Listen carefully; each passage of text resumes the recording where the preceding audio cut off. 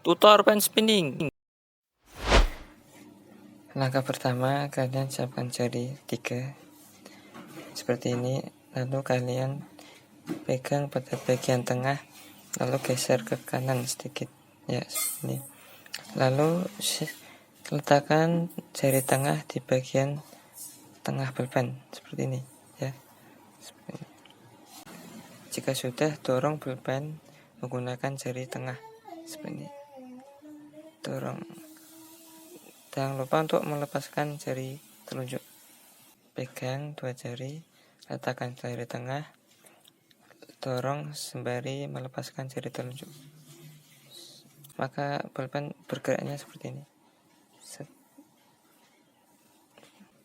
Pastikan ibu jari tetap tegak, ibu jari rileks ya, dan tangan tidak perlu berputar seperti ini.